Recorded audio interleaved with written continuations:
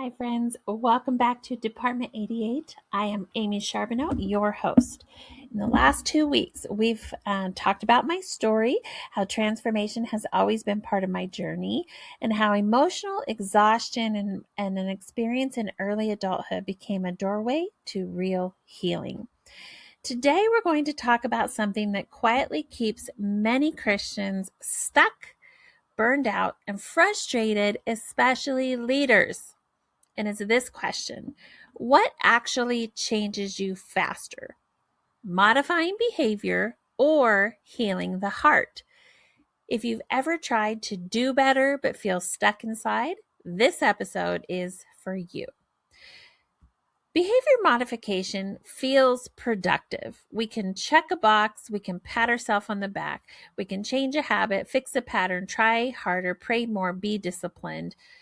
And to be clear, behavior matters, but behavior modification alone has limits because you can discipline behavior without ever touching the belief that is actually driving it. So you can look successful on the outside and still feel exhausted, anxious, or disconnected on the inside. This is especially true for leaders. So if you're someone who is capable, faithful, and used to pushing through, amazing. You might also be someone who's feeling burnout on the inside because eventually behavior modification becomes exhausting because you're asking the fruit to change without tending to the root. All right. So Jesus didn't focus on surface level behavior. He went straight for the heart. And in Proverbs 4:23, it says, guard your heart above all else, for it determines the course of your life. That word determines matters. Your heart, your inner world, your beliefs, your emotional landscape, that all sets the direction of your life. This is why Jesus addressed motives, beliefs, and inner narratives. Because when the heart heals, behavior naturally follows. You don't have to force fruit when the root is healthy. This is where neuroscience beautifully confirms scripture. Dr. James Wilder talks a lot about transformation happening through joy-filled relational safety, which we can find in our Christian circles, in intimate friendships. And Dr. Shannon Irving explains that beliefs, often formed in pain, wire our emotional responses and decision-making patterns. So when someone says, I know the truth, but I don't feel it, it's not rebellion. That's biology and belief working together the way the body is designed. So you can tell yourself to stop reacting, but unless the belief beneath that reaction is healed, the pattern will return.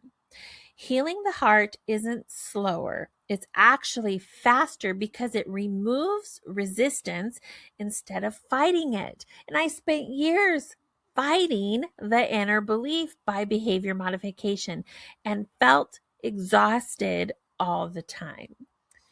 So many Christians burn out, not because they're doing the wrong things, but because they're doing the right things from a wounded place.